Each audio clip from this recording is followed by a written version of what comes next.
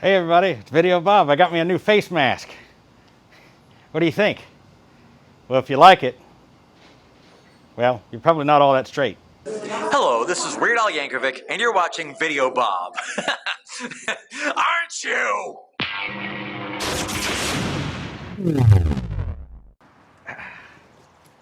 Work on a Phantom is never done. Yes, this is the same car that's for sale. It's available right now on eBay. Link is in the video description. But it was stuttering a little bit and it was dumping fuel. Common problem with the 6.75 liter V12 is it has two mechanical fuel pumps, one on each side of the motor, and sometimes these need to be rebuilt. Now, if you were to have Rolls-Royce do this, this would cost a lot of money. I would probably say $5,000, $6,000, $7,000, simply because I think these are $2,800 a piece or something. It's ridiculous, right? But you can get a rebuild kit for a couple $100 to rebuild them, and then there's a couple of different people who will rebuild them for you for like $250 a piece. And then I found a company that was selling some rebuilt ones already for a really good price. I want to say maybe $500 a piece. So I went ahead and just got some new fuel pumps that are remanufactured. We're going to go ahead and replace them on the car because we've done so much to this car. I mean, if you've been following this thing over the last year, this 2004 Phantom, we've done spark plugs, coil packs. What are these little things here called? These PVCs? The PCV. PCV, that's what I meant to say. Yeah, those breathers. This tank has been replaced. Water pump, tensioners, belts, alternators, filters. Good Lord, so much stuff has been done to the engine. Oil change, of course. We've seen the oil change. Oil change video has like over 1 million views, which is nuts. Underneath, all the brake rotors, pads, sensors, control arms, bushings. Just a crazy amount of work on the car, and this thing is really going to be like new when it's ready to rock and roll. I mean, it was already running pretty good. I just really wanted it to be perfect. The crazy thing is a lot of people are just afraid to work on these cars. It seems very intimidating under here, but really it's not that crazy. You know, a nut's a nut, a bolt's a bolt, you know. Some of this stuff, if you just simply look for the right parts, for instance, if you're looking for parts for a 760 Li 7 Series BMW, you're going to be able to find your parts a lot easier and cheaper than if you call them Rolls-Royce parts. You know, you call up the Rolls-Royce dealer, and for the exact same part, they're going to charge you maybe 5 times as much. So these cars aren't that hard to own, and if this was a 2004 BMW 7 Series sitting in here, oh my God, the problems you might have with the car. Just ask Hoovy or, you know, John Ross, any of the people out there who bought these cars, or those cars rather, and had to work on them. Phantoms, however, generally don't get the same amount of hard work that a BMW has. You know, people won't generally daily drive these. They'll put a lot less wear and tear on them. They also take really good care of them and dealer work on them. Whereas a BMW 7 Series, it's like 15 years old. Well, they drove that thing to death. And it's got 200,000 miles on it, and it needs everything. So generally a car like this is going to be a little bit more cared for, a little bit more loved. All right, here's a look at that fuel pump down in there. It's not crazy hard to get to, but I'm going to show you something that's pretty crazy about it. All right, my mechanic friends, take a look at this.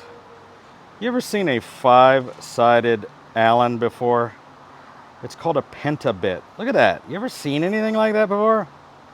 This is BMW's way of trying to keep you from rebuilding this thing and simply replacing the O-rings. Because we have looked the world over and cannot find this little Allen key. You kind of have to make one, right? So if anybody's watching and you're a BMW mechanic or whatever, and you recognize this bit and know where I can get one, let me know. Is that nuts?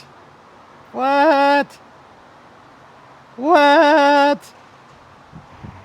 Well, like I said, this car's up on eBay right now, that one back there.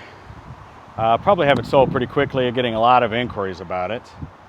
So if you've ever wanted to own a Rolls-Royce Phantom, that's going to be a really good car to have. You know, why am I selling it? Well, I have two of them. This one's a little bit newer. Had some features on it that the other one didn't have because it's slightly newer.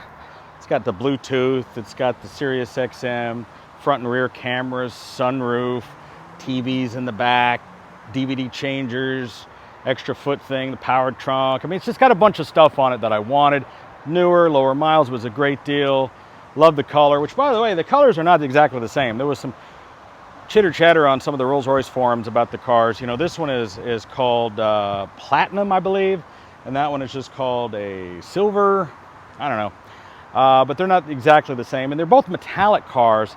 And when you catch them in the sunlight in different directions, the color can change on it, because this thing, depending on how the sun hits it, kind of starts to have a brownish gold, and then it can be very bright silver. It's just how the light hits it. And it's weird how metallics are laid down with these Rolls-Royce cars. You know, this one, we did respray the car, as I talked about. It's a three-tone car, has that lower gray, the platinum silver, and then it has the black diamond tri-coat on the top. It just really pops in the sun. It looks amazing. But you know, I can only drive one Rolls-Royce Phantom at a time, so that's why I've decided to you know, sell the older one. A lot of stigma attached with these cars sometimes, especially in today's world.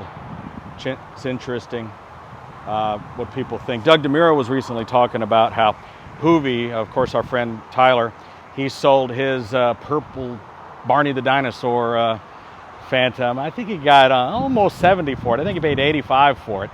At the time, it was the cheapest Rolls-Royce in the country when I bought it a couple of years ago, and helped inspire me to buy the one that I got. And you know, one of the things Doug was talking about is how they've managed to maintain their value as a premium luxury supercar as compared to the Maybach or a Mercedes or a BMW or almost any other luxury car. They hold their value. I mean, they are depreciating, yes, but at a much slower rate than a Maybach or something else like that have really tanked in value. So how much lower they're going to go, I don't know. I've found that luxury items like this typically will bottom out at 10% of their value. So let's say by today's money, if you were to do the same math equation, whereas a new Phantom would be about $650,000, I think it would probably bottom out at about $65,000, which is about where Hoovy's car went, which is seems to be understandable. And Hoovy's car had a little bit of damage and some things. It wasn't also as a desirable combination. It was purple, kind of a plum color with kind of a peanut butter interior. Some people like that, I guess. Some people might like that. I feel like this is a more desirable color combination. The silver and the black brings it more into the modern times. With, you know, I saw a brand new 2020 Phantom with the exact same paint scheme on it. It's got a nice black leather interior. Black is pretty universally liked, I believe. It does have some iPhone, iPod integration, so you can plug your phone in. And you know, really the way these things are made with the wood and the leather, they're kind of timeless. You know, I've got a 67 Rolls-Royce Silver Shadow in there, and you know, it's not crazy different. It's like 40, 50 years difference. It's not crazy different. So that's the thing about it. The technology, you know, that GPS, not so good.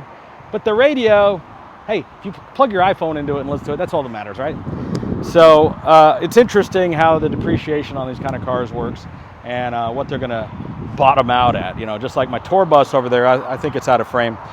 But my tour bus, you know, it was a $750,000 bus back in 1990, and I got it for 10% of that value.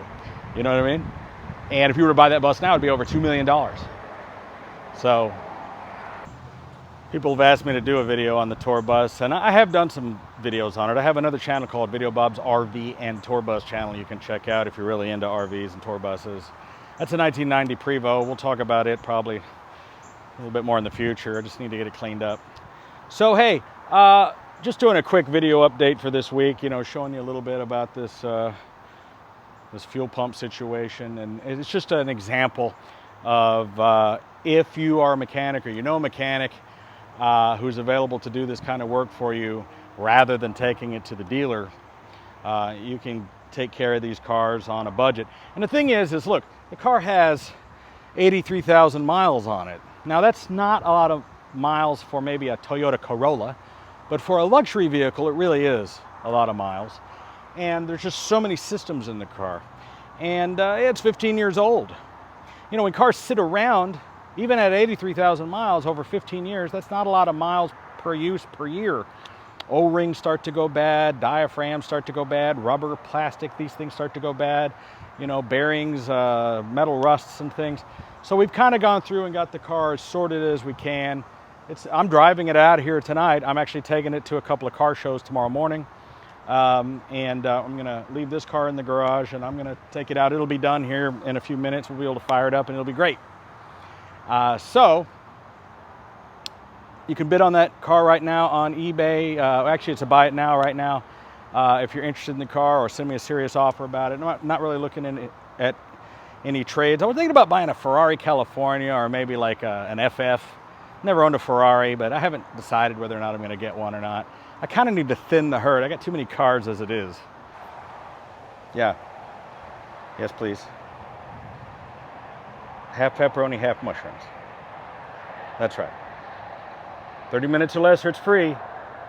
Don't let the Noid get it. Okay, thanks. All right, bye. Hey, people ask me all the time, hey, can we come check out your shop? Can we come meet you? Can we get a tour of the cars? It's not something that we do. This is my private shop. We are not open to the public. However, if you've seen me on television, you may have seen me on, well, obviously people have seen me on Pawn Stars. I've been on Pawn Stars many times. We had our own television show called Screen Machines that ran on the Reels channel, picked up by Discovery Channel, and in other countries, if you're in Australia or other parts of the world, you might have seen it on Turbo or D-Max or you know, all the different Discovery channels, History channels. It's been on all over the world. Back in 2015, during the last episode, we had a huge car show here. It was amazing. And we're thinking about having a 5-year anniversary reunion where we get the whole cast back together, you know, the whole TV show crew, and have a little car show here. We're thinking about doing that in the middle of July. We're gonna have to comply with all the COVID rules out there. You know, it's supposed to be under 100 people, you know, social distancing. You can wear a mask if you want, maybe 6 feet apart, whatever. And we're thinking about doing that. So if you're interested, make sure to go to my Facebook page at Bob's Prop Shop on Facebook, and also follow me on there at Videobob Mosley. I'm also on TikTok as Videobob, and on Twitter it's Videobob, and we have Bob's Prop Shop. Check out all of those. I'm on Instagram. I'm on every social media. Check out those and follow us if you're interested in coming here to Dallas, Texas. Probably going to be on a Sunday, the middle of July. Haven't picked exactly the date yet. We're still working out all the details. And the last show we had was amazing. I mean, we had all of my cars, the DeLorean Time Machines. We had the Mad Max Interceptor and the Speed Racer and the Blues Brothers. We had everything here. It was amazing. We had celebrities from some of the other car shows, from Misfit Garage, Gas Monkey Garage, and I'm sure that we can get some of those guys out here again. And it could be amazing, you know. So if you're interested in that, you know, leave a comment, but make sure to go follow us and make sure to subscribe and turn on your notifications so that you can be made aware when we're going to have it. And it's going to be pretty awesome. Well, I hope you liked this video, and we'll see you next week. Make sure to like, share, and subscribe.